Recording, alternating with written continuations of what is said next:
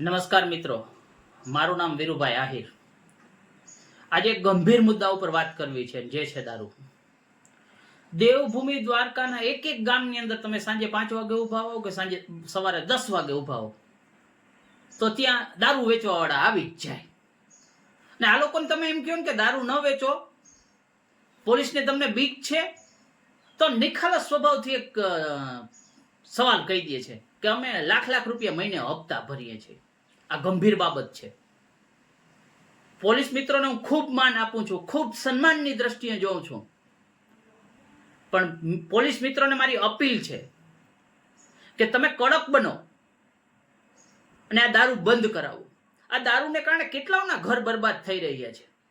અને સૌથી મહત્વની બાબત એ છે કે જે લોકો આપણે ત્યાં મજૂરી કરવા આવે છે, ભાગ્યા રાખે છે, એ લોકો 20 ને 50 રૂપિયાની દેશી કોથળીઓ લઈ અને હાવ ટલ્લી હોય છે. આખો દિવસ મજૂરી કરે ને સાંજે દારૂ પી જાય છે અને પછી એમના ઘરના અને પરિવારને હેરાન કરે છે. મેં આવા કેટલાય કિસ્સા જોયા છે. નવા એસપી સાહેબ આવ્યા છે, એમને હું વિનંતી કરું છું કે સાહેબ જરૂર પડશે તો હું તમારી પાસે પ્રૂફ લઈને આવીશ, પણ તમારા બધા સ્ટાફને હુકમથી કહો કે દેવભૂમિ દ્વારકાની અંદર આ દારૂની જે પ્રથા છે એ બંધ કરાવે. ખુલ્લેઆમ. શું કામ એને પોલીસનો ડર નથી? એનું એક માત્ર કારણ છે કે હપ્તા લે છે.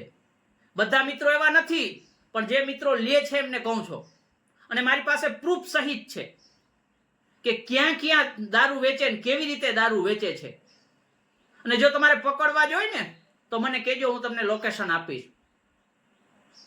કારણ કે જ્યારે મારી પાસે સત્ય વાત છે ને ત્યારે જ હું વિડીયો બનાવી રહ્યો છું, ત્યારે જ તમને જાણ કરી રહ્યો છું. મારો ધ્યેય એક જ છે કે વ્યસનથી માણસ પર રહેવા જોઈએ. આ ચૂંટણીઓ આવી ત્યાંથી વ્યસન આવી ગયા છે. આ દેશી બુંગિયા વેચાય છે. અરે જેમ છાસ અને દૂધ વેચવા જાય ને એમ બાઇક ઉપર કોથળા હોય આગળ. આ શું સૂચવે છે? પોલીસનો ડર નથી. જનતાને તમારા ઉપરથી સાવ વિશ્વાસ ઉડી જાય એ પહેલા નક્કર પગલા લ્યો. નવા એસપી સાહેબને બહુ હૃદયથી વિનંતી કરું છું કે આ ચલણ ધીરે ધીરે ખૂબ વધી ગયું છે. તમારા માટે આ એક પહેલો પડકાર છે. મને ખબર છે તમે દ્વારકામાં બહુ સારી કામગીરી કરવાના છો. આપણા આગળના એસપી સાહેબે ખૂબ સારી કામગીરી કરી છે, પણ આ તમારા માટે એક મોટો પડકાર છે. દિવસે ને દિવસે હવે લોકો જાગૃત થઈ ગયા છે અને આ સવાલ કરશે. જનતા તમને સવાલ કરે એ પહેલા જનતાને જવાબ આપી દો. અને દ્વારકાધીશની નગરીમાં છો, એક બેસ્ટ આ પણ કામ કરો. અપેક્ષા રાખું છું કે આપ શ્રી આ કામ કરશો, નહીતર હું આપ શ્રી પાસે યોગ્ય પુરાવા લઈને આવીશ. ત્યારે જરૂર ને જરૂર તમારે કાર્યવાહી કરવી પડશે, પણ એ પહેલા તમે ચેતી જાજો. જય હિન્દ, જય ભારત.